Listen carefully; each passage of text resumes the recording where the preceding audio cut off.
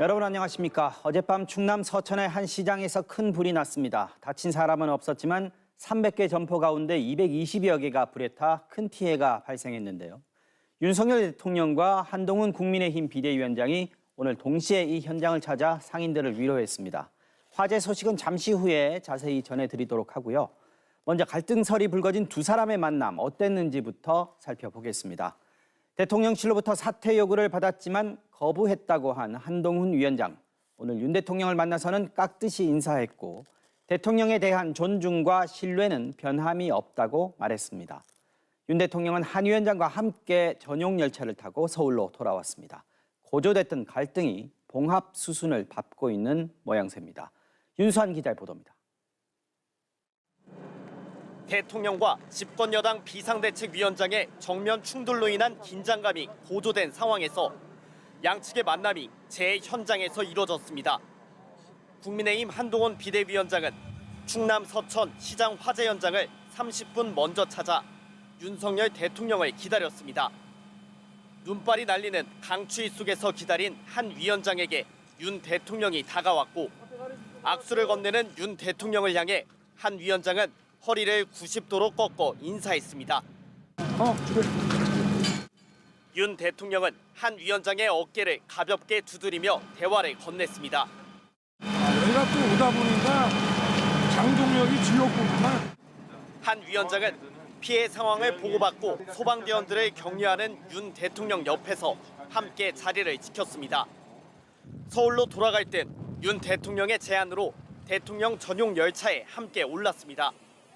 서울역에 도착해선 이번 만남으로 갈등이 봉합이 되는 것이냐는 기자들의 질문을 받았습니다. 저는 대통령에 대해서 깊은 존중과 신뢰의 마음을 가지고 있고요. 그게 변함이 전혀 없습니다. 대통령과는 민생에 대한 이야기를 나눴다고 하면서 총선까지 직접 당을 이끌겠다는 의지를 강하게 드러냈습니다. 최선을 다해서 4월 10일에 국민의 선택을 받고 이 나라와 우리 국민들을 더 잘 살게 하는 길을 가고 싶습니다. 윤 대통령과 한 위원장의 이번 만남에서 김 여사 논란 등 구체적인 갈등 사안에 대한 대화는 없었던 것으로 전해졌습니다. 당내에서도 더 이상 갈등은 막자는 분위기가 형성되면서 한 친윤계 의원이 예정됐던 기자회견을 취소했습니다. 오해는 금방 풀리고 또 바로 국민과 당원들을 생각하면은 전혀 긍정적으로 잘 수습이 되고 또 봉합이 되리라. 국민의힘 관계자는 윤 대통령과 한동훈 위원장의 만남이 대통령실의 요청으로 급작스럽게 이뤄진 것으로 본다고 했습니다. 대통령실 측은 양쪽 다 어느 정도 공감대가 있었다고 봐야 한다고 했습니다. MBC 뉴스 윤수환입니다. 일단 외견상 갈등은 급속히 봉합되는 국면으로 접어들었지만 문제는 이른바 출구 전략입니다. 정치권에서는 대체로 김건희 여사를 거침없이 비판해온 김경률 비대위원의 거취를 놓고 양측이 줄다리기를 할 걸로 보고 있습니다. 그러나 이 산을 넘어도 또 다른 산이 나올 거라는 관측도 제기됩니다. 구승은 기자가 취재했습니다. 한동훈 위원장이 오늘 윤석열 대통령에게 머리를 숙이는 모습을 보였지만 공식적으로 사퇴 거부 의사를 밝힌 한동훈 위원장과의 갈등은 남아 있습니다. 대통령실은 표면적으론 침묵을 지키고 있지만 봉합의 명분을 위해선 김경률 비상대책위원회 거취 정리가 필요하다는 입장인 걸로 전해집니다.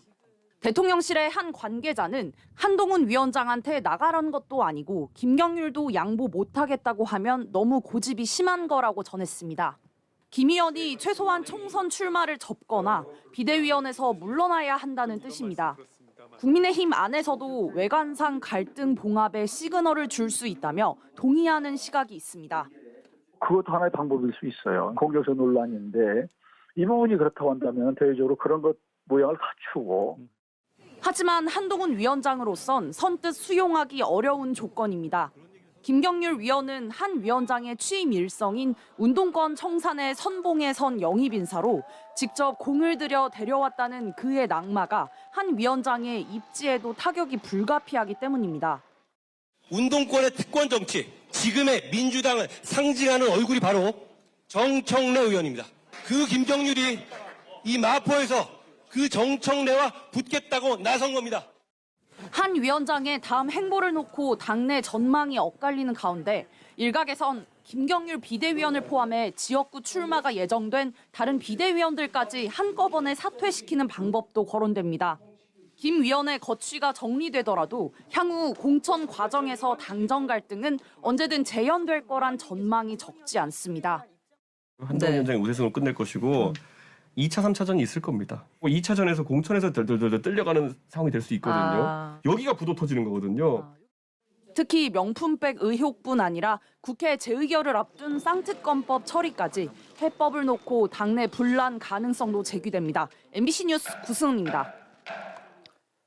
김건희 여사의 명품 가방 수수 의혹에 어떻게 대응할 것인가 하는 문제도 남아 있는데요. 대통령실은 이건 김 여사가 선물을 받은 것이고 규정에 따라 대통령 기록물로 보관 중이다. 따라서 사과할 일이 아니라고 보고 있습니다. 하지만 과연 그런가 하는 반론과 법적, 제도적 잣대로만 부정적인 여론을 극복할 수 없다는 지적은 여전합니다. 이용주 기자입니다.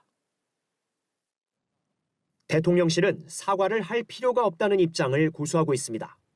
여권에선 사과를 하면 선거판에서 공세를 당할 수 있다는 입장과 총선을 위해 대통령실의 사과가 필요하다는 입장이 맞서고 있습니다. 총선 유불리와 연관된 사과 여부에 초점이 맞춰져 있지만 본질적 쟁점은 남아 있습니다. 대통령실은 김건희 여사가 받은 명품 가방을 선물로 규정했습니다. 대통령 부부에게 접수되는 모든 선물은 관련 규정에 따라 관리, 보관되는 만큼 문제될 이유가 없으니 사과할 필요도 없다는 게 대통령실 관계자의 전언입니다. 나아가 여당 안에선 정부의 재산이 됐다며 돌려줄 수도 없다는 주장까지 나왔습니다. 절차를 거쳐가지고 국고에 기속된 물건을 반환하는 것은 국고 횡령이에요. 그 누구도 반환 못합니다. 그건 대한민국 정부 거죠. 현행법상 국민에게서 받은 물건을 대통령 기록물로 간주하려면 직무 수행과 관련해 건네지고 국가적 보존 가치가 인정돼야 합니다. 대통령 또는 보좌기관, 자문기관, 인수위가 받은 물품이어야 하는데요. 김건희 여사는 그 어디에다 해당되지 않습니다. 직무 수행 중에 받은 것도 아니어서 기록물 자체가 될 수가 없습니다. 명품 가방에 무슨 국가적 보존 가치가 있다는 건지 참 어이가 없습니다. 대통령실은 공적 기록물이라며 창고에 보관 중이라고 하지만 어떤 직무와 관련돼 받은 물건인지 또 창고에는 언제 넣었는지 밝히지 않고 있습니다. 김 여사의 개인 사무실에서 사적으로 건네진 금품이란 비판과 함께 받은 게 가방뿐만이 아니라는 의혹도 제기되는 건 사과가 아닌 수사가 필요하다는 주장의 이유가 되고 있습니다. 평범한 국민은 300만 원이 아니라 3만 원만 훔쳐도 처벌받습니다. 300만 원짜리 명품백을 불법으로 바꿔서도 아무 일도 없었다는 듯 침묵한다면 어떤 국민들이 용납하겠습니까? 검찰은 뇌물수수 등 혐의로 김 여사가 고발된 사건을 지난달 서울중앙지검 형사 1부에 배당했다고 밝혔지만 수사에 진전은 없습니다. 참여연대는 국민권익위원회에 청탁금지법 위반 여부를 조사해달라고 했지만 아직까지는 권익위로부터 짧은 전화 한 통을 받은 게 전부라고 했습니다. MBC 뉴스 이용주입니다. 네, 뉴스 첫머리에 언급한 대형 화재 소식 이제 전해드립니다. 충남 서천의 수산물 특화시장에서 난 불이었는데요. 전체 300개 점포 중 3분의 2 이상이 불타는 큰 피해가 난 건 9시간 이상 불이 계속 이어졌기 때문입니다. 스프링클러는 바로 작동했는데 건물이 화재에 취약한 샌드위치 패널로 지어진 데다 하필 바람도 세게 불었습니다. 김태욱 기자가 취재했습니다. 시장 1층 점포에서 빨간 불씨가 번쩍이더니 순식간에 옆 가게로 옮겨 붙습니다. 불과 10여 분 만에 불길은 2층 규모의 시장 전체를 집어삼켰습니다. 가스통 터졌는지 뭐였는지 몇 번 꽂고 몇 번 하더니 한 15분 20분 사이에 저 끝까지 전부 다 싹 불이 붙어버렸지. 불이 시작됐을 때 시장 안에 설치된 자동 화재 속보기를 통해 119에 자동으로 화재 신고가 접수됐습니다. 신고를 받고 출동한 소방당국은 인력과 장비를 총동원하는 대응 2단계를 발령하고 진화에 나섰습니다. 영업이 끝난 뒤라 인명피해는 없었지만 불은 9시간 동안 이어졌고 전체 300개 점포 가운데 227개가 불에 탔습니다. 날이 밝자 화재 현장은 참혹한 모습을 드러냈습니다. 불은 모두 꺼졌지만 샌드위치 패널이 녹아내리면서 앙상한 뼈대만 남았습니다.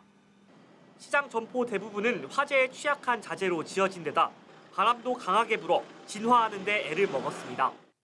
건축 내장재가 조립식 판넬 구조로 돼 있어서 불에 약한 구조이고요. 그때 화재 발생 당시 바람이 강하게 불어서 연소 확대가 빨랐던 상황입니다. 불이 난 시장은 3주 전 소방 합동 점검에서 특이 사항이 발견되지는 않았습니다. 경찰과 소방당국은 화재 원인을 찾기 위해 합동 감식을 벌일 예정이며 화재 속보기와 스프링클러를 포함한 소방 설비가 화재 당시 정상 작동했는지 조사할 방침입니다. MBC 뉴스 김태욱입니다. 잿더미로 변해버린 점포. 3주도 안 남은 설 대목을 준비하며 기대에 부풀어 있던 시장 상인들은 속이 말이 아닙니다. 화재 현장에서 보고를 받은 윤 대통령은 특별 재난지역 지정 방안을 검토하겠다고 밝혔습니다. 김성국 기자입니다. 이제 앙상한 뼈대만 남았습니다. 4년 전 마지막이라는 심정으로 빚을 내서 차린 수산물 가게. 불과 반나절 전만 해도 싱싱한 수산물로 가득했지만 이제는 모든 것이 사라져버렸습니다. 두 눈으로는 볼 수가 없어요. 이렇게 처참하게 우리의 삶이 터전히 이게 망가지다니. 희망을 안고 들락날락했던 그런 가게에 지금 있고 있거든요. 20일도 안 남은 설 대목을 앞두고 물건을 가득 들여놨는데 모두 새까맣게 타버렸습니다. 방건조 생선을 다 주문해놨는데 이게 지금 평소보다 한 10배 이상, 10배도 더 될 거예요. 이 대목을 보겠다고 1년 내내 고생을 하고 있는데 이 명절을 아무것도 못 보게 생겼잖아요. 화마를 간신히 피한 과일 가게 주인은 연신 과일 상자를 수레로 실어 나릅니다. 다른 곳에서라도 내다 팔 수 있는 물건을 챙기고 있는 겁니다. 지금 장사도 못하고 이 상황에서 물건이라도 빨리 배달이라도 해야 이제 실질적인 보상은 불안금만 하는 거지 저희한테는 실질적인 보상이 없을 거 아니에요. 화재 현장을 찾은 윤석열 대통령은 특별 재난지역으로 지정하는 방안을 검토하겠다고 밝혔습니다. 힘드시지만 다들 명절 잘 세시고 저희를 믿으십시오. 힘내시고 저희가 잘 챙기겠습니다. 하지만 정작 상인들은 대통령이 자신들의 얘기는 전혀 듣지 않고 떠났다며 거세게 항의했습니다. 상인회 건물 2층에서 100명이 넘는 상인들이 기다리고 있었는데 윤 대통령이 1층에서 상인 대표들한테 상황 보고를 받은 뒤 떠났다는 소식을 듣고 분통을 터뜨렸습니다. VIP 온다면서 그거 하나 바로 기다려서 어디 날반 생각 다반인데 근데 안 보고 그냥 가. 그걸 뭐하러 오신 거야? 행정안전부는 빠른 피해 복구를 위해 특별 교부세 20억 원을 서천군에 지원하기로 했습니다. MBC 뉴스 김성국입니다. 한파가 절정에 달한 오늘 냉동고 한파라는 말이 실감나는 하루였습니다. 밖에 잠깐만 서 있어도 온 몸이 얼어버릴 것 같은 강추위가 이어졌는데요. 전국 대부분 지역에 한파특보가 내려졌고 수도 계량기 동파 사고도 잇따랐습니다. 특히 취약계층에게는 더욱 가혹한 하루였습니다. 재은효 기자가 취재했습니다. 출근이 한창인 오전 9시 서울은 영하 14도, 체감온도는 영하 20도에 달합니다. 옷과 두꺼운 외투를 껴입어도 살이 따가울 정도로 춥습니다. 얼마나 기온이 낮은지 입김이 닿은 머리카락이 순식간에 얼어붙을 정도입니다. 저마다 마스크와 모자, 목도리로 중무장했지만 품 안을 파고드는 추위에 몸이 움츠러드는 건 어쩔 수 없습니다. 너무 추워서 귀랑 코가 다 얼 것 같아서 평소에 안 쓰던 장갑까지 끼고 나왔거든요. 발목이 잘릴 것 같은 추위인 것 같아요. 차라리 안에 회사를 빨리 들어가는 게 좋을 것 같아요. 한파는 거리 노숙인들의 생명마저 위협합니다. 최근 전북 남원에선 60대 노숙인이 영하의 날씨에 숨진 채 발견되기도 했습니다. 노숙인들이 머무는 텐트엔 비닐과 상자까지 덮여 있지만 찬 기운을 막기엔 역부족입니다. 너무 추우면 센터 가서 주무세요. 14도까지 내려가는데. 진짜? 피할 데가 없다 보면 거의 동상 걸리고 얼어 죽는다고 봐야죠. 수도 계량기 동파도 잇따랐습니다. 수도 꼭지를 아무리 올려봐도 도통 물이 나오지 않습니다. 계량기를 교체하는 과정에서 흘러나온 물도 삽시간에 얼어붙어 버렸습니다. 동파를 맞고 이제 심하게 되면 이제 유리 파손되고. 왜 물이 이렇게 나온 거예요? 이게 깨지면서 여기가 구멍 생겨갖고.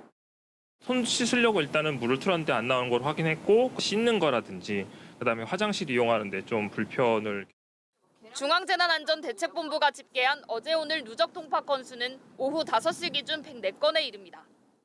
또 전국적으로 빙판길 미끄럼 사고와 고드름 제거 신고 출동이 끊이지 않았습니다. MBC 뉴스 재은유입니다. 대설주의보가 내려진 제주에는 이틀째 많은 눈이 내리고 있습니다. 제주공항을 오가는 모든 항공편이 취소되면서 2만 명이 넘는 승객들의 발이 묶인 상황인데요. 제주를 연결해서 자세히 알아보겠습니다. 자, 김하은 기자가 나가 있는데요. 김 기자, 지금도 눈이 많이 내리고 있습니까? 네, 오후부터 눈발이 굵어졌다가 지금은 잠시 소강 상태를 보이고 있습니다. 강한 바람까지 불며 눈보라가 휘몰아치기도 하는데요. 쉴 새 없이 쏟아지는 눈발과 세찬 바람에 시민들도 종종 걸음을 치며 서둘러 귀가하고 있습니다.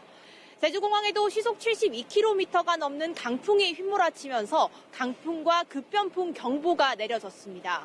오후 3시를 기해 제주 하늘길은 모두 끊긴 상태입니다.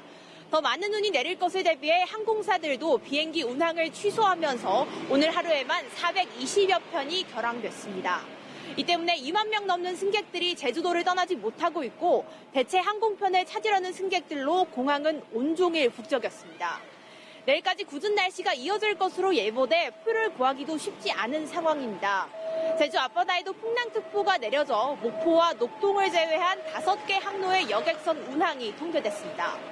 제주 산지와 중산 간 동부 지역에는 대설 경보가, 나머지 해안에는 대설주의보가 내려졌습니다. 한라산에는 30cm가 넘는 눈이 쌓여 모든 탐방로는 현재 통제되고 있습니다. MBC 뉴스 김하은입니다. 자, 이번 눈은 특히 호남 지역에 집중이 됐습니다. 많은 눈이 한꺼번에 내리면서 산간 마을은 사실상 고립이 됐고 도심에서는 눈길 사고가 잇따랐습니다. 폭설에 묻힌 산간 마을에 이주영 기자가 다녀왔습니다. 전북 순창의 산간마을. 온통 하얀 눈으로 덮여 어디가 밭이고 길인지 구분하기 어렵습니다. 마을 이장은 눈바람을 뚫고 혼자 사는 노인들의 집을 찾아갑니다. 형님! 여기 계신 거 하고 시방 왔어. 실다가 그냥 들고 왔어. 시방 나 저거 못 쓸라고 실랑에 손 실고 못 가거든. 가봤는데 뭐. 밤새 내린 눈은 차곡차곡 쌓여 20cm가 넘어버렸습니다. 외부로 나가는 길도 모두 눈에 파묻혀 사실상 고립 상태입니다. 지금도 이렇게 강한 바람과 함께 많은 양의 눈발이 계속해서 내리고 있는데요. 장독대 위에는 벌써 한 뼘이 넘는 눈이 쌓였습니다. 마을에서 가장 젊은 70대 주민이 나서서 눈을 치워보지만 길을 내기 쉽지 않습니다. 갑자기 이제 날씨가 추워지니까 마을에 눈 치울 사람도 없고 그래서 제가 젊은 층에 속해 있기 때문에 주민들은 쌓인 눈의 무게에 비닐하우스와 축사가 무너지지 않을지 걱정이 태산입니다. 눈이 많이 와가지고 하우스가 무너지고 그런 경우가 많았죠. 뭐 눈이 많이 오면 이게 반파될까봐 무너질까봐 그런 걱정들 많이 하죠 지금. 10cm 이상 눈이 쌓인 광주 도심의 한 골목길. 헛바퀴만 돌던 차량이 더 이상 앞으로 가지 못하고 미끄러집니다. 지금 이렇게 돌아서 가야 되는데 저기도 또 오르막길이라 저 큰 길로 나가야 되지 않을까. 지금 한참 돌아가야 될 것 같아요. 관공서의 제설 차량들은 종일 도로를 오가며 눈을 치웠고 시민들도 눈을 치우느라 바쁜 하루를 보냈습니다. 여기다 염화가스 다 내가 뿌렸어. 계속 해야지. 광주 남구의 한 터널에서 눈길에 미끄러진 차량이 터널 구조물을 들이받는 등 광주 전남 지역에서는 크고 작은 눈길 교통사고와 낙상사고가 잇따랐습니다. MBC 뉴스 이주연입니다. 이렇게 강추위가 계속되면서 저체온증이나 동상 같은 한랭 질환을 호소하는 분들도 늘고 있습니다. 이번 겨울 들어서 전국에서 발생한 환자가 240명, 이 중에 7명이 목숨을 잃었습니다. 특히 고령층에게 많이 발생했는데요. 요즘 같은 날씨에는 되도록이면 야외 활동은 자제하시고 건강관리에 각별히 신경 쓰시는 게 좋겠습니다. 지윤수 기자가 전하겠습니다. 지난 20일 경기도 김포의 아파트 단지에서 한 80대 노인이 쓰러져 숨졌습니다. 원인은 심장질환의 저체온증이었습니다. 작년 12월부터 최근까지 전국에서 발생한 한랭 질환자는 모두 240명입니다. 연이은 추위에 숨진 것으로 추정되는 사망자도 7명에 달합니다. 한랭질환 유형으로는 저체온증이 80.4%로 대부분을 차지했고 나머지는 대개 조직괴사를 포함한 동상이었습니다. 저체온증 같은 경우에는 이제 우리 몸의 중심 체온이 35도 아래로 떨어지는 경우를 말하는데 부정맥이 발생하거나 혈압이나 맥박이 떨어지고 의식이 혼미해지기도 합니다. 연령대로 보면 80세 이상이 29.6%로 가장 많았고 60대 20%, 50대 14.6%, 70대 10.4%로 특히 고령층에게 많이 발생했습니다. 추운 날에는 되도록 야외 활동을 하지 말아야 하는데요. 실내에서도 한랭 질환에 걸릴 수 있어 주의가 필요합니다. 실제 실내 공간에서 발생한 한랭 질환자는 67명인데 이 가운데 집에 있다가 질환을 호소한 환자가 54명으로 22%를 넘었습니다. 실내라고 안심하기보다는 적어도 18에서 20도의 온도와 40에서 60%의 적정 습도를 유지하는 것이 좋습니다. 또 집에서 내복을 입는 것만으로도 약 2.4도의 보온 효과를 기대할 수 있습니다. 동상이 의심될 경우 직접 열을 가하는 행위는 오히려 피부가 손상될 수 있어서 바로 응급실로 가야 합니다. 보건복지부는 광역자치단체와 한파 대응 상황을 긴급 점검했습니다. 정부는 대설과 한파에 대비해 각 지자체에 경로당과 지역 아동센터, 쪽방촌, 고시원 등을 중심으로 취약계층 난방과 돌봄 등 보호 조치에 힘써달라고 당부했습니다. MBC 뉴스 지은수입니다. 매서운 추위는 내일도 계속 이어진다고 합니다. 찬바람이 강하게 불면서 내일 아침 출근길 서울의 기온이 영하 12도, 체감 온도는 영하 20도 안팎까지 떨어질 전망인데요. 이번 추위 언제쯤 풀릴지 기상센터 연결해서 알아보겠습니다. 최아리 캐스터 전해주시죠. 네, 내일도 추위 대비 단단히 해주셔야겠습니다. 나흘째 한파특보가 계속되겠고요. 특히 찬바람이 강해서 실제 거리에서 느껴지는 체감 추위는 더 심하겠습니다. 내일 아침 대관령의 체감 온도가 영하 30도, 서울은 영하 18도, 제천 영하 21도까지 낮아지겠습니다. 지상 1.5km 상공의 공기 흐름도를 보시면 강하게 확장한 찬 대륙고기압이 앞으로 이틀 정도는 더 버티겠고요. 금요일 이후에는 동쪽으로 완전히 빠져나갈 전망입니다. 따라서 내일과 모레가 이번 한파의 최대 고비입니다. 금요일 아침부터는 기온이 영하 7도로 평년 수준과 비슷해지겠고 주말에는 추위가 한결 더 풀리겠습니다. 서해안 지방의 폭설도 내일 아침까지가 최대 고비가 되겠습니다. 제주 산지에는 최고 40cm 이상, 광주 등 전라도 서쪽에는 최고 15, 충남 남부 서해안에 최고 10cm가량의 눈이 추가로 내릴 전망입니다. 지금까지 기상센터였습니다. 네, 다음 소식 전해드리겠습니다. 고 이선균 씨를 협박해서 돈을 뜯어낸 혐의로 전직 배우와 유흥업소 실장이 재판에 넘겨졌습니다. 또 수사 정보 유출 의혹에 대해서 경찰이 압수수색을 하는 등 강제 수사에 나섰습니다. 이재욱 기자가 취재했습니다. 유흥업소 실장 김모 씨는 지난 9월 고 이선균 씨로부터 3억 원을 뜯어낸 혐의를 받고 있습니다. 해킹범이 관계를 폭로하려 한다면서 돈으로 막아야 할 것 같다고 말한 걸로 경찰 조사에서 드러났습니다.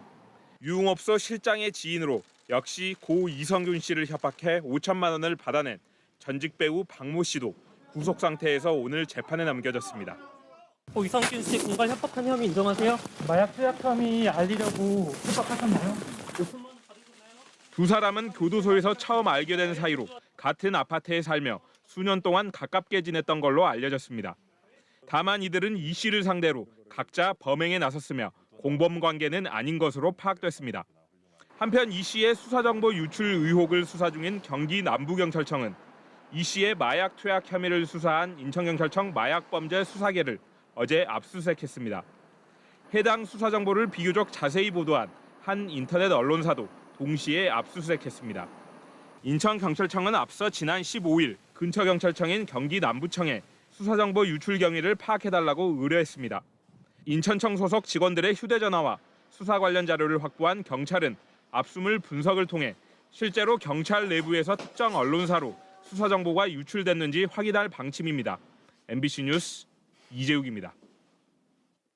태영건설이 기업 재무구조 개선, 워크아웃 절차에 들어가면서 현재 실사가 진행 중입니다. 그런데 태영건설 공사 현장에서는 임금이 밀리거나 공사가 중단되는 곳이 늘고 있어서 부실 규모가 더 커질 수 있다는 우려가 높아지고 있습니다. 문다영 기자가 보도합니다. 태영건설이 시공 중인 서울의 한 청년주택 신축공사장. 일당으로 받는 노동자 임금이 한 달 가까이 밀리면서 공사가 일정대로 진행되지 못하고 있습니다. 지금 돈이 늦는다. 이해를 해주라고 12월 것은 1월 30일 날 줄도록 노력할 테니까 좀 기다려봐라. 서울 중랑구와 대구의 또 다른 사업장에서도 임금 지급이 중단돼 공사까지 멈춰섰습니다.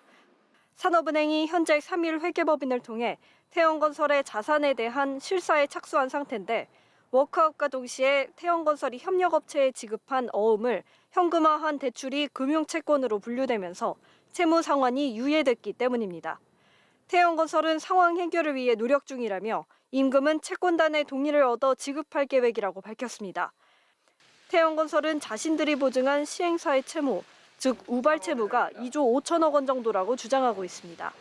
하지만 실제 부실이 더 확인될 경우 자칫 워크아웃이 중단될 수 있습니다. 이미 지난해 종합건설기업 폐업 건수는 총 581건으로 2005년 이후 18년 만에 최대치를 기록했습니다. 한국토지주택공사 LH가 받지 못한 주택용지의 분양대금 연체 금액도 1조 5천억 원으로 6개월 사이 5천억 원 이상 늘었습니다. 평년보다 거의 반토막, 반의 반토막, 심지어는 진짜 5손가락에 손꼽을 만큼 정도밖에 사업을 하지 못한 곳들도 수두룩 백백이거든요. PF 부실에 대한 경고가 이어지는 가운데 이복현 금융감독원장은 부실 확대를 막기 위해 사업성 없는 PF에 대한 정리가 필요하다며 PF 부실 제거에 속도를 내겠다는 입장을 다시 밝혔습니다. MBC 뉴스 문다영입니다. 정부가 지난해 국회를 통과한 세법 개정안을 뒷받침하는 후속 시행령 개정안을 오늘 공개했는데요. 이 시행령 개정만으로 또 최대 2천억 원의 세수가 줄어들 것으로 전망됐습니다. 김세영 기자가 보도합니다.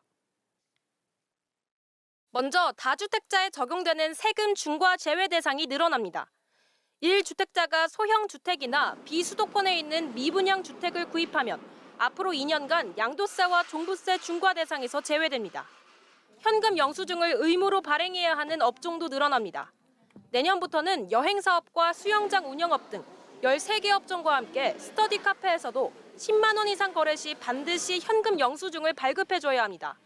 8천만 원이 넘는 고가의 법인 차량은 이제 연두색 번호판을 달아야만 운행 경비를 세법상 비용으로 인정해줍니다. 이런 내용의 정부 세법 시행령 개정안은 입법 예고를 거쳐 다음 달 말부터 시행됩니다. 작년 정기국회에서 법률이 개정되고 나서 거기에 따라 필요한 사항들을 정하는 게 이제 주요 목적이고, 기획재정부는 시행령 개정으로 기존 발표된 내용을 빼고 1,000억 원에서 2,000억 원의 세수가 더 줄어들 것으로 예상된다고 밝혔습니다. 각종 감세 정책으로 이미 5조 원가량의 세수 감소가 예상되는 상황에서 추가로 세금이 더 줄어드는 겁니다. 예산의 쓰임이 정해져 있기 때문에 지출을 줄인다는 게 수혜자가 있는 사업들이기 때문에 쉽지 않고 빚을 내게 되면 더욱더 지금 재정노선을 악화시킬 문제가 있습니다. 기재부는 윤석열 대통령이 언급한 상속세 완화에 대해서는 신중하게 의견을 수렴하고 있다고 밝혔습니다. MBC 뉴스 김세영입니다. 홍콩 H지수를 기초로 한 ELS, 즉 주가 연계증권 상품의 손실 피해가 갈수록 커지고 있습니다. 이번 달 손실액만 2,300억 원이나 되는 걸로 조사됐는데요. 올 상반기에 만기를 맞는 상품만 10조 원이 넘기 때문에 손실액은 훨씬 늘어날 수 있습니다. 김현지 기자입니다. 홍콩 H지수 ELS에 투자했다가 손실을 안게 된 투자자들이 국회를 찾았습니다. 이들은 은행이 고위험 상품에 투자하도록 나이든 고객들을 속였다는 입장입니다. 가입 당시 94세셨으며 보청기 착용의 치매 초기 단계인 인지장애셨습니다. 은행원이 시키는 대로만 서류 작성을 안정형에서 초고위험 등급으로 바뀌었고, 또 위험성은 제대로 설명하지 않고 안전성만 강조했다고 주장했습니다. 은행원에게 정기예금을 넣으러 갔더니 정기예금 대체 상품이라고 수정받으셨고 위험성은 전혀 강조하지 않았습니다. 지난 19일 기준 국내 5대 은행에서 판매된 상품에서 확정된 원금 손실액만 2,300억 원에 달합니다. 이 상품은 홍콩 H지수에 연계되는 것으로 판매 당시 12,000을 넘던 지수는 이후 계속해서 떨어져 한때 장중 5,000선이 붕괴되는 등 절반 이하로 추락했습니다. H지수는 홍콩에 상장된 중국 기업 50개 종목을 추정하는데 중국 성장 전망이 어두워지면서 빠르게 하락하는 겁니다. 국내에서 팔린 이 상품 중 올해 안에 만기가 도래하는 잔액은 무려 15조 4천억 원, 상반기에 10조 2천억 원의 만기가 집중됐습니다. 이대로라면 상반기 손실액이 5조 원을 넘어설 수 있습니다. 주요 12개 판매사의 판매 실태를 점검한 금감원은 수수료 수익 증대를 위해 ELS 판매 한도를 늘려 팔거나 고위험 상품의 판매 확대를 유도하는 등 문제점을 발견했다고 밝혔습니다. 금융사고가 발생했을 경우 판매 직원뿐 아니라 경영진에게도 책임을 물을 수 있는 지배구조법 개정안은 오는 7월부터 시행됩니다. MBC 뉴스 김현지입니다. 한동훈 전 장관의 여당 행으로 한 달 넘게 비어있던 법무부 장관 자리에 윤석열 대통령이 후임 인사를 지명했습니다. 전임자보다 사법연수원 10기수 선배입니다. 당초 오는 총선까지 차관이 대행하는 체제를 유지할 걸로 알려졌었는데 대통령실과 한동훈 비대위원장의 갈등 국면 속에 후속 장관 인사가 이루어진 데 대해 여러 해석이 나옵니다. 강현섭 기자입니다. 윤석열 대통령이 신임 법무장관에 박성재 전 서울고검장을 지명했습니다. 법무부 장관 지명을 받아 개인적으로는 큰 영광입니다만 무거운 책임감을 느낍니다. 박 지명자는 지난 2013년 윤 대통령이 대구 고검으로 좌천됐을 때 대구 고검장으로 재임하며 윤 대통령을 각별히 챙긴 인연이 있는 걸로 알려졌습니다. 사법연수원 6기수 아래이지만 나이가 3살 많은 윤 대통령에게 존칭을 고수할 정도의 사이로 통합니다. 다만 지명 시기를 놓고 법무부와 검찰 안팎에선 여러 해석이 나오고 있습니다. 법조계 관계자는 지난 18일 임명된 심의정 차관의 장관 권한 대행 체제가 총선까지 유지되는 것으로 당초 알려졌다며 차관 인사 뒤 장관 지명은 이례적이라고 말합니다. 지난 나흘간은 한동훈 위원장과 대통령실의 관계가 극단으로 치닫던 기간이었습니다. 박 지명자는 전임인 한동훈 위원장보다 연수원 기수와 나이 모두 10년이나 높아졌습니다. 한동훈 위원장을 대신해 검찰과 법무부에 대한 소위 친윤체제 구축과 조직 장악력을 강화하기 위해서란 분석이 나오는 이유입니다. 특히 김건희 특검법에 대해 지난 5일 윤 대통령이 거부권을 행사하자 김 여사를 두둔하는 내용의 보도자료를 낸 법무부의 기조를 이어가려는 포석으로 보입니다. 대통령실은 박 후보자 지명 시기를 놓고 법무행정의 공백을 막기 위한 것이라고 설명합니다. 하지만 장관 임명을 서둘러 울산시장 선거 개입 의혹 등 총선 앞두고 전 정권을 겨냥한 수사에 고삐를 늦추지 않겠다는 의도 역시 담겼다는 해석이 나옵니다. MBC 뉴스 강현서입니다. 정부가 대형마트에 대한 공휴일 의무 휴업 규제를 폐지하겠다고 밝힘에 따라 한 달에 2번 있던 대형마트 휴업일이 평일로 바뀔 수 있게 됐습니다. 업계나 소비자들은 환영하는 분위기지만 마트 노동자들은 노동 환경이 더 열악해질 거라며 반발하고 있습니다. 근처 재래시장 상인들 걱정도 큰데요. 송서영 기자가 취재했습니다. 대형마트 노동자들이 구청 뒤편에 천막을 세웠습니다. 그동안 한 달에 2번 공휴일에 쉴 수 있었는데 동대문구청이 휴업일을 평일로 바꾸려 하자 항의하기 위해서입니다. 당장 휴식권이 보장되지 않을 거란 우려가 가장 큽니다. 가족 모임도 못 가고 어머니 병원도 가보지도 못하고 그저 일만 해야 됩니까? 가정생활, 사회생활 참여 시간이 감소되어 삶의 질이 완전히 떨어집니다. 또 규제가 폐지되면 마트 노동자들에게 미치는 영향이 큰데도 이들의 목소리가 전혀 반영되지 않았다고 주장합니다.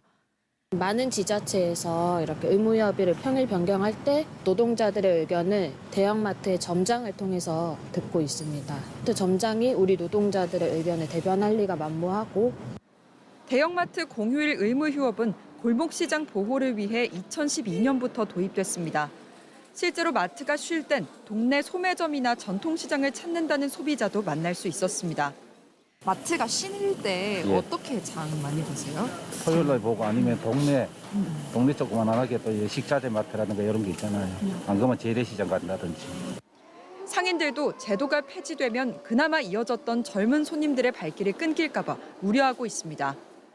여기 보세요. 다 어르신들밖에 없잖아. 근데 주말에는 그나마 젊은 사람도 많이 나와요.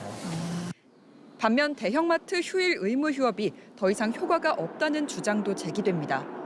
최근 발표된 한 조사에서는 대형마트 휴일 의무 휴업이 오히려 주변 상권의 유동 인구를 감소시키고 온라인 시장 이용이 늘어 인근 상권의 소비 확대로 이어지기 어렵다는 결과가 나왔습니다. 애초에 주 고객층이 달라 제도가 바뀌어도 큰 변화는 없을 거란 예상도 나옵니다. 홈플러스는 젊은 층 사람들이 편하니까 가서 배달도 되고 그래서 이제 가고 하다 보니까 또 손님층이 좀 나뉘어요. 10여 년 새 유통시장 경쟁 구조가 대형마트 골목 상권에서 오프라인 온라인으로 변화한 것도 폐지 논의와 무관하지 않습니다. 인터넷 구매를 더 많이 하니까 그리고 당일 배송되는 것도 많고 다음 날 배송되는 게 많으니까 또 이렇게 입장에 따라 견해가 엇갈리는 사안을 여야 합의나 숙의 없이 선거 전 밀어붙일 사안이냐는 비판도 나옵니다. MBC 뉴스 송서영입니다. 미국 대선 전에 우려했던 일이 터졌습니다. 이른바 딥페이크로 불리는 인공지능을 이용한 조작 선거 운동이 등장한 겁니다. 바이든 대통령의 가짜 목소리로 유권자들에게 투표 포기를 독려하는 전화가 기승을 부리고 있다는데요. 워싱턴에서 왕종명 특파원이 전해드리겠습니다. 말도 안 되는 소리. 바이든 대통령이 즐겨 쓰는 표현입니다. That's a bunch of malarkey. So this idea is a bunch of malarkey. 뉴햄프셔 프라이머리 예비 경선을 앞두고 이 지역 민주당원들은 바이든이 이 단골 표현까지 써가며 걸어온 전화를 받았습니다. Republicans have been trying to push nonpartisan and Democratic voters to participate in their primary. What a bunch of malarkey. 그러면서 이번 예비 경선에 투표하지 말라고 합니다. It's important that you save your vote for the November election. Voting this Tuesday only enables the Republicans in their quest to elect Donald Trump again. 그런데 이 목소리는 인공지능 AI가 만들어낸 가짜였습니다. 우려했던 인공지능의 조작, 이른바 딥페이크 선거운동이 시작되면서 현직 대통령의 가짜 목소리 전화가 기승을 부리고 있는 겁니다. 백악관은 바이든의 나쁜 이미지를 부각하려는 시도라며 경계했습니다. The president has been clear that there are risks associated with deepfakes. Fake images and misinformation can be exacerbated by emerging technologies. 바이든이 투표 거부를 독려하는 것처럼 조작한 데에는 이유가 있습니다. 민주당은 첫 경선지를 2월 3일 사우스캐롤라이나로 결정하면서 뉴햄프셔는 비공식 경선지가 돼버렸고 바이든은 후보 등록도 하지 않았습니다. 이런 상황에서 민주당이나 무당층 유권자가 투표장에 대거 나갈 경우 반 트럼프 표만 많아질 수 있는 겁니다. 트럼프 측은 가짜 전화 관련성을 즉각 부인했습니다. 뉴햄프셔 경선에선 유권자가 지지 후보의 이름을 직접 투표용지에 적을 수 있습니다. 가짜 전화 파문 속에 미등록 후보 바이든이 얼마나 표를 얻을지도 관심 있게 지켜볼 대목입니다. 워싱턴에서 MBC 뉴스 왕종명입니다.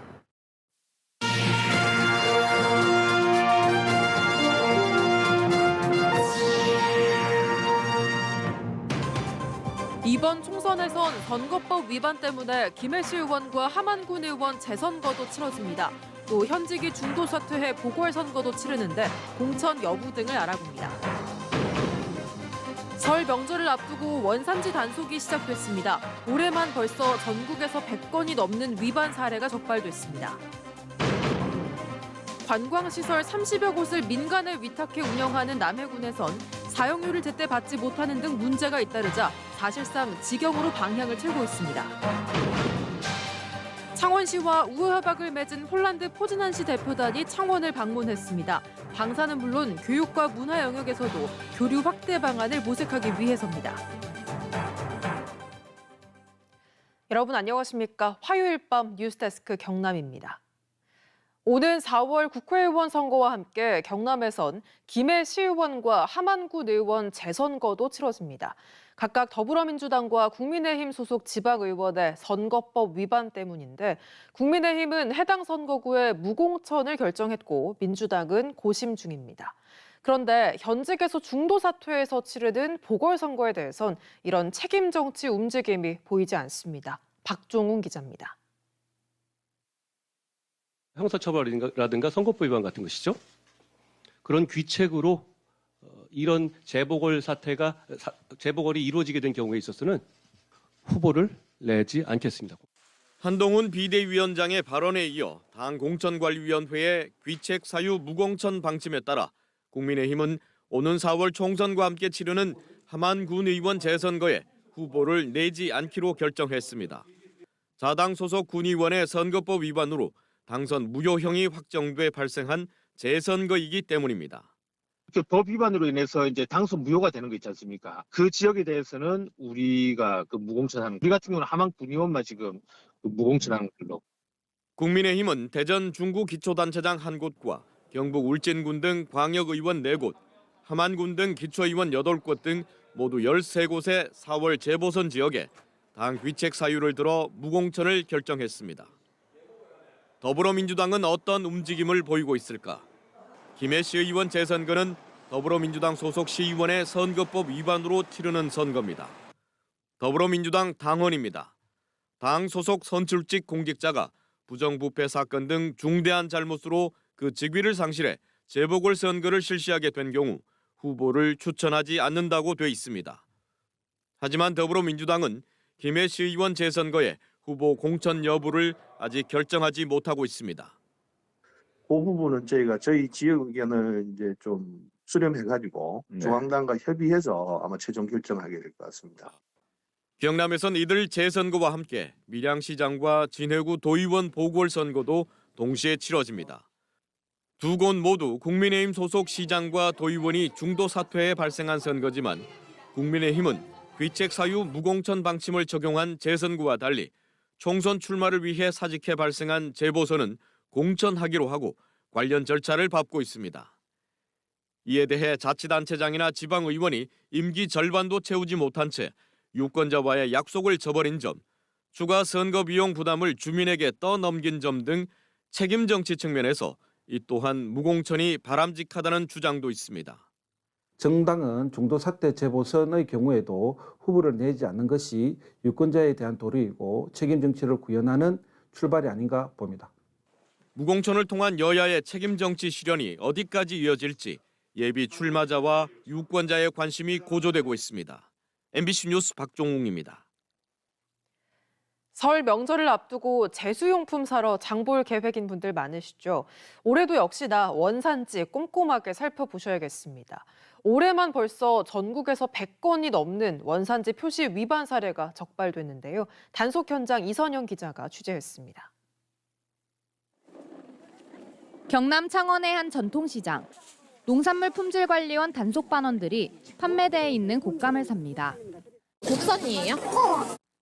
1시간 뒤 단속반인 걸 알리고 점포를 확인하자 중국산 곶감 상자가 나옵니다. 근처에 또 다른 곶감 가게. 역시 1시간 전에는 국산이라고 팔았지만 확인해보니 중국산이었습니다. 이거 단품 곶감 먹어요. 산책이가 물으니까 당연히 얘라고 대답을 하셨잖아요. 원산지를 표시하지 않고 말로만 속여 팔아도 원산지 거짓 표시와 같은 형사처벌이 내려집니다. 설 제수용품으로 많이 찾는 곶감은 국산과 중국산의 차이가 크게 납니다. 중국산 같은 경우에는 거의 사각형에 가깝게 자른 형태고요. 국산의 같은 경우에는 거의 둥근 형태를 띠고 있습니다. 그리고 중국산은 감 껍질이 이 꼭지 부분에 좀 남아있는 게. 한 온라인 떡집 사이트에선 파치 들어간 떡의 원산지가 국산이라고 적혀 있지만 해당 떡집에선 중국산 파포대가 발견됩니다. 또 다른 가게의 수제 강정 상자에는 조청과 과자가 국산이라고 적혀 있지만 가게 주방과 창고에선 미국 등 외국산이라고 적힌 상자가 나옵니다. 제조업체를 표시하는 줄 알고 원산지가 외국산인 건 알고 있었지만 제조를 관내에서 하고 있기 때문에 관내로 원산지를 표시했다고 했습니다. 올해만 벌써 전국에서 182건의 원산지 표시 위반 사례가 적발된 가운데 농산물 품질관리원은 다음 달 8일까지 백화점, 대형마트, 전통시장 등을 대상으로 현장 점검에 나설 계획입니다. MBC 뉴스 이선영입니다. 남해군은 관광시설 30여 곳을 민간에 위탁해 운영하고 있는데요. 민간 위탁이 과도하다는 비판이 나오는 데다 위탁 사용료를 제때 받지 못하는 사례까지 나오면서 민간 위탁에서 사실상 직영으로 방향을 틀고 있습니다. 이종승 기자의 보도입니다. 남해 설리 스카이워크입니다. 투명 유리바닥을 걸으며 아찔한 깊이의 바다를 내려다보는 짜릿함 때문에 연간 30만 명이 찾는 대표 관광시설입니다. 그네는 밧줄에 단단히 묶여있고 카페도 영업을 중단했습니다. 민간업체와 위탁 계약이 끝나 지금은 유료 영업을 중단하고 핵심 시설만 무료로 개방하고 있습니다. 위탁업체가 2021년을 빼고는 사용료를 차일피일 미뤘는데도 남해군은 손을 놓고 있다가 뒤늦게 압류 조치에 나서면서 관리 소홀이라는 비판을 자초했습니다. 남해군은 고민 끝에 민간 위탁을 포기했습니다. 대신 남해관광문화재단에 운영을 맡기는 사실상 직영으로 방향을 틀기로 했습니다. 전문성과 공공성을 갖춘 남해관광문화재단의 시설을 관리 위탁하여 운영토록 할 계획입니다. 남해군에 오면 꼭 찾아봐야 하는 명소가 될 수 있게 카페와 그네도 재정비하고 현재 남해군이 민간에 위탁하는 관광시설은 모두 30여 곳. 이 가운데 독일광장 기념품 판매장도 관광재단에 운영을 맡기기로 했고 물미해안 전망대도 위탁 전환을 검토하고 있습니다. 위탁 사용료 관리가 힘든 데다 민간 업체들이 주요 관광시설을 독점하면서 기존 상권을 잠식하자 상인들의 불만이 커지고 있기 때문입니다. 위탁을 너무 많이 하니까 특히 소상공인들이 상대적으로 피해가 많고요. 도산하는 업체도 많고요. 또 위탁을 했으면 관리업체한테 따라가지 말고 철저히 관리를 해서 분야가 또 계속 늘어나도록. 상인들은 직영 체제가 그나마 낫지만 궁극적으로는 민간 위탁 규모를 줄여줄 것을 요구하고 있습니다. MBC 뉴스 이종서입니다.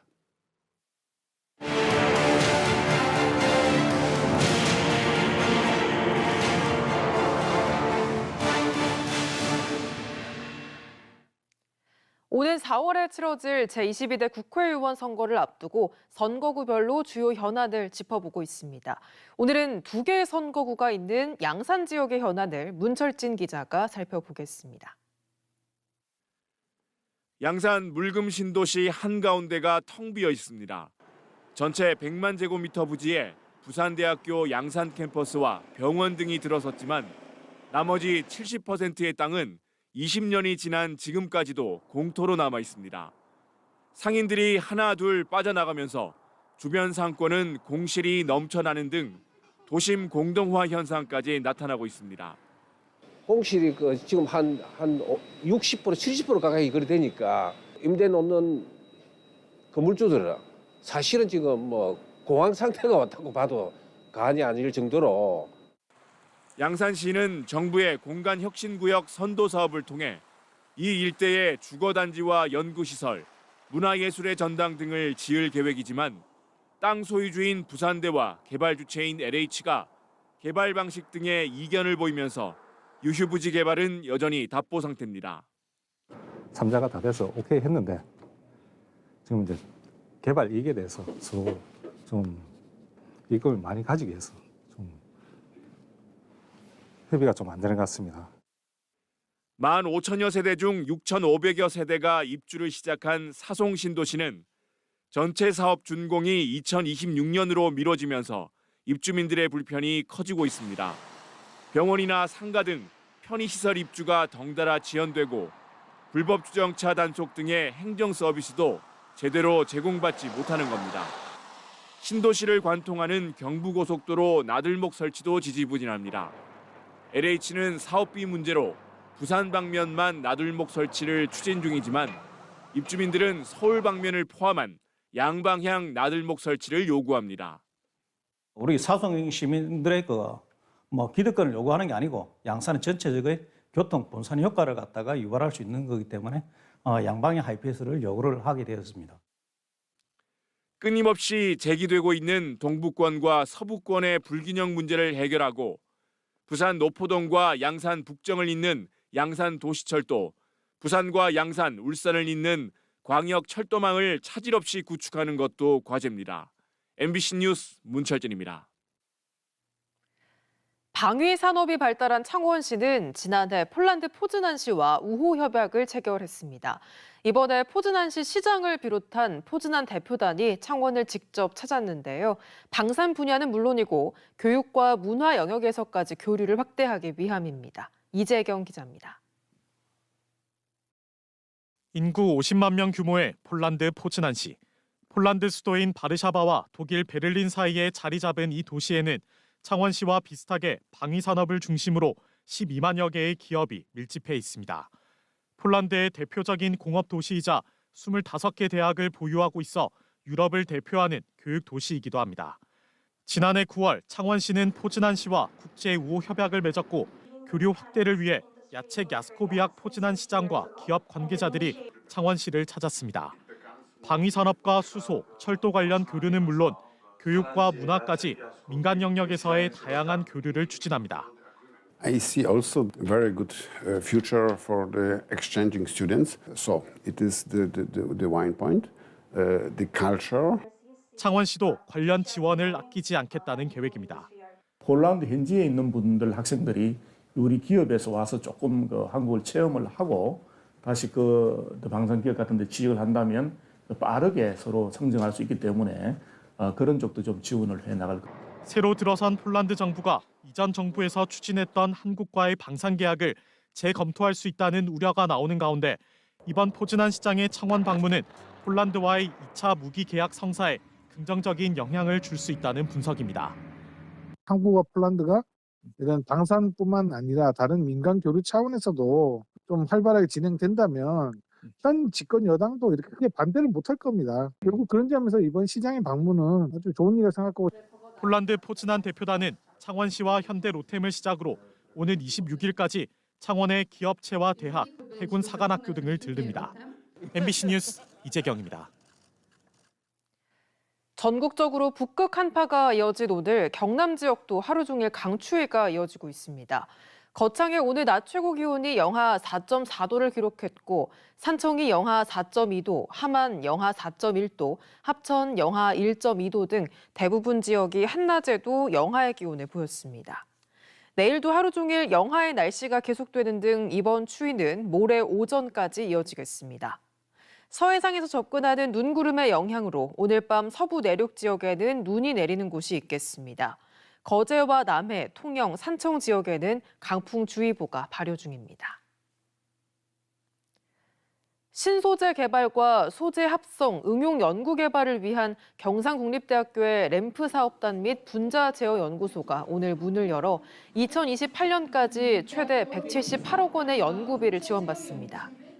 램프 사업이란 과제 중심의 연구 지원에서 벗어나 대학의 다양한 학과나 전공의 연구 인력이 공동 연구를 수행하도록 지원해 기초과학 인력을 양성하고 관련 연구 분야를 강화하는 사업입니다.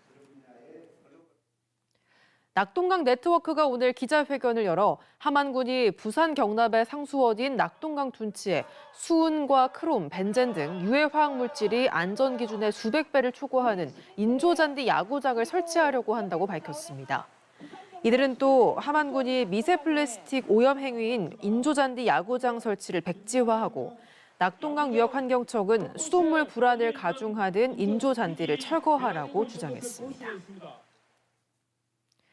더불어민주당 경남도당 여성위원회가 오늘 오전 양산시청에서 기자회견을 갖고 양산시의회는 그동안 사건을 방치한 데 대한 책임을 지고 김태우 의원을 즉각 제명하라고 촉구했습니다. 이들은 또 김태우 의원에 대해 피해자와 양산시민 앞에 공개 사과하고 스스로 사퇴하라고 촉구했습니다. 더불어민주당 경남도당 여성위원회는 사건에 대한 민사, 형사적 절차가 뒤따를 경우 피해자의 편에 서서 끝까지 함께하겠다고 약속했습니다. 전국 공무원 노동조합 경남본부가 오늘 도청 프레스센터에서 기자회견을 열고 정부 교섭 단체 협약을 보면 정부는 기초지자체 공무원이 전체 투개표 사무원의 절반을 넘지 않도록 하고 자율 참여를 보장한다고 돼 있다며 이번 총선에 공무원 노동자를 수검표에 동원하려는 계획은 명백한 단협 위반으로 강제 동원을 용납할 수 없으며 제대로 된 선거 사무수당 지급을 촉구한다고 밝혔습니다. 거창군의회가 오늘 거창 사건 희생자 배상 입법 촉구 결의문을 의원 만장일치로 채택했습니다. 거창군의회는 정부와 국회 등 거창 사건 희생자 배상 입법이 과거 청사대 필수 과정이자 시대적 사명임을 인식하고 얼마 남지 않은 21대 국회 임기 내 거창 사건 희생자 배상 특별법을 반드시 제정하라고 촉구했습니다. 창원시 농업기술센터가 길고양이 공공급식소를 현재 3곳에서 50곳으로 늘립니다. 창원시는 길고양이로 인한 도심지 쓰레기 봉투 배손과 악취를 줄이기 위해 공공급식소를 확대 운영하고 길고양이 개체수 유지를 위해 중성화 사업도 병행하기로 했습니다. 합천군이 여성가족부가 지정하는 여성 친화 도시로 새로 지정됐습니다. 합천군은 민선 8기 출범 이후 여성 친화도시 조성에 관한 조례 제정과 여성 친화도시 조성 중장기 기본계획 수립, 성인지 통계 구축, 발간 등의 정책이 좋은 평가를 받아 여성 친화도시로 지정됐다고 밝혔습니다. 지금까지 경남 소식이었습니다. 함께해 주신 여러분 고맙습니다.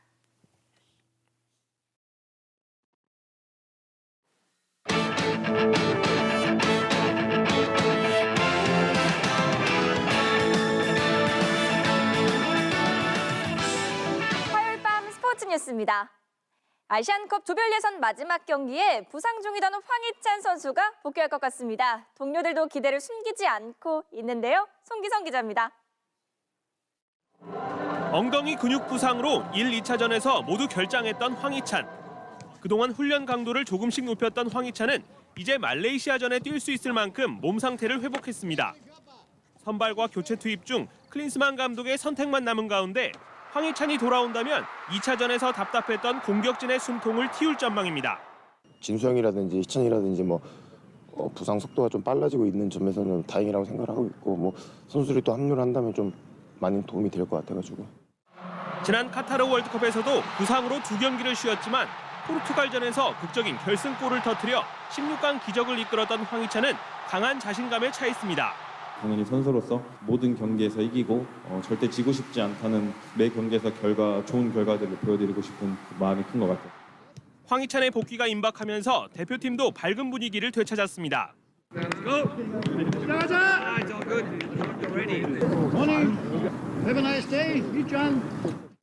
다만 허벅지를 다친 이기재는 훈련에 불참해 말레이시아전 출전이 불투명해졌습니다. 한편 십자인대 파열로 대표팀에서 하차한 골키퍼 김순규는 오늘 귀국해 곧바로 수술과 재활 과정에 들어갈 예정입니다. MBC 뉴스 송기성입니다. 아시안컵에 처음 출전한 타지키스탄은 레바논에 극적인 역전승을 거두고 16강 진출의 기적을 일궈냈습니다. 박재영 기자입니다. 조 최약체로 평가받았던 타지키스탄. 출발은 좋지 않았습니다. 선제골 기회가 오프사이드로 취소되더니 후반 2분 오히려 먼저 골을 내줬습니다. 상대 선수의 퇴장으로 수적 우위를 잡고 기세를 몰아 동점골을 터뜨리는 듯했지만 이번에도 오프사이드. 그래도 타지키스탄은 포기하지 않았습니다. 후반 35분 기가 막힌 프리킥으로 아시안컵 첫 골을 성공시키더니 후반 47분 기어코 기적을 만들어냈습니다. 골대를 보지도 않고 감각적인 백헤더 역전골을 성공시켰습니다. 그리고 무려 16분이나 주어진 추가 시간에 양팀의 처절한 승부가 이어졌습니다. 레바논은 다급했습니다. 시간을 아끼기 위해 부상당한 상대 선수는 끌어냈고 고통이 찾아와도 아파할 틈도 없이 스스로 라인 밖으로 기어나왔습니다. 골키퍼가 중거리 슛까지 때리며 분전했습니다. 하지만 타지키스탄은 혼신의 힘으로 버텼고 결국 조 2위로 16강에 진출했습니다. 대회 첫 출전에 첫 골에 첫 16강까지 감독은 마치 우승이라도 한 듯 흥분했고 We write history! Yeah! Tajikistan! Tajikistan! Tajikistan! 선수단도 새 역사를 자축했습니다. 외신들 역시 VAR로 2골이 취소됐지만 엄청난 정신력을 발휘한 승리라며 극찬했습니다. Players make this history, the clubs make the history, the federation make the history, the Tajikistan people who make the history. 같은 조의 중국은 카타르의 원더골을 허용하며 패했습니다. 후반에 골망을 흔들었지만 그마저도 골라인 아웃으로 취소된 중국은 3경기 무득점 무승이라는 굴욕적인 성적표로 조 3위에 머무르며 탈락이 유력해졌습니다. MBC 뉴스 박정입니다.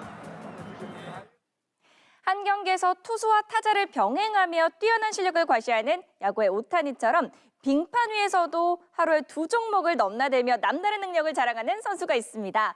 강원 동계 청소년 올림픽에 참가 중인 네덜란드 달레만 선수 김태훈 기자가 만나봤습니다. 하나만 잘하는 것도 쉽지 않다고 하죠. 그런데 이번 대회 2종목을 병행하며 누구보다 바쁜 시간을 보내는 선수가 있습니다. 어제 열린 스피드 스케이팅 여자 500m. 네덜란드의 16살 달레만은 압도적 질주로 금메달을 따냈습니다. 그리고 3시간 뒤 이번엔 쇼트트랙 경기장에 나타났습니다. 쇼트트랙 500m에 출전해 예선부터 폭발적인 레이스로 승승장구했습니다. 준결승에서 넘어지며 아쉽게 탈락해 하루 2종목 동반 메달은 무산됐지만 5시간 사이 빙속과 쇼트를 넘나들며 500m를 무려 4차례나 질주했습니다. I feel really tired, but I think I can handle it. I just have to stay calm and then it will be fine. 달레만의 역주는 이게 끝이 아니었습니다. 오늘 다시 빙속으로 돌아와 1500m에서 또 한 번 금메달을 목에 걸었습니다. It was fine for today, I think, but normally I have to race better. Yeah, it gives me a feeling that I can combine 2 disciplines. So yeah, I'm really happy. 3살 때 스케이트를 시작해 지난해 주니어 빙속 무대에서 최연소 세계 챔피언에 오른 달레만. 달레만이 특별한 이유는 빙속뿐만 아니라 쇼트트랙과 인라인 스케이트까지 병행하며 국제 무대에서 경쟁력을 뽐내고 있는 겁니다. 롤모델 역시 쇼트와 빙속을 병행했던 네덜란드의 빙상 여제 수잔 슐팅입니다. I have with short track Susanne, of course. With every race we go for gold. There's not like a really special reason. I just love to do both. That's why I love it because it's so different. 이번 대회 쇼트와 빙속에서 4종목씩 8개 전 종목에 출전하는 달레만은 이제 남은 3종목에서 동반 메달의 꿈에 도전합니다. MBC 뉴스 김태훈입니다. 동계 청소년 올림픽 봅슬레이 1인승에 출전한 소재환 선수가 우리 선수단의 이번 대회 2번째 금메달을 안겼습니다. 화요일 밤 스포츠 뉴스였습니다.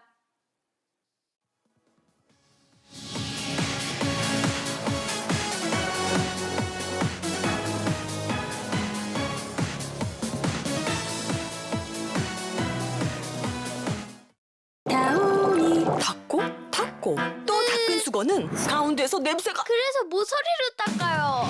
새로운 다운이는 삶은 것 같은 탈취 효과로 30번 닦아도 계속 상쾌해. 다운이 삶은 탈취 플러스.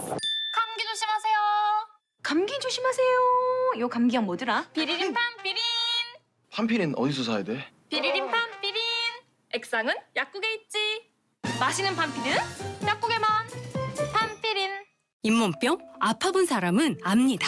겉과 속이 다른 게 문제죠. 겉으론 붓고 피나고 속으론 염증이 깊어지고 그냥 두면 늦습니다. 이가탄으로 지키세요. 잇몸병인 이가탄. 건강 고민 한두 가지가 아니죠. 혈압 고민, 혈당 고민, 콜레스테롤 고민. 3가지 건강 고민. 이제 블루션으로 동시에 올인원 케어의 시작 뉴트리코어 블루션.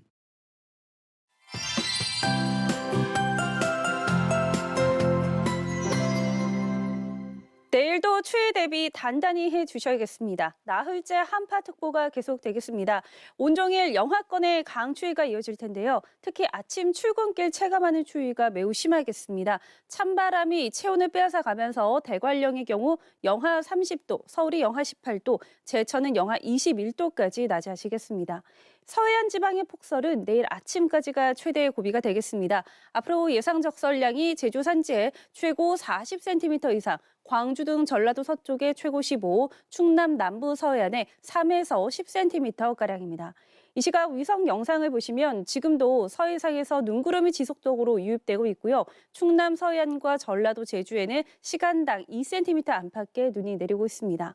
내일 내륙 지방의 하늘은 대체로 맑겠지만 이 경남과 전라도 해안가에서는 바람이 강하게 불겠습니다. 아침 최저 기온은 서울이 영하 12도, 강릉 영하 11도, 대구 영하 8도까지 떨어지겠고 체감 추위는 이보다 더 심하겠습니다.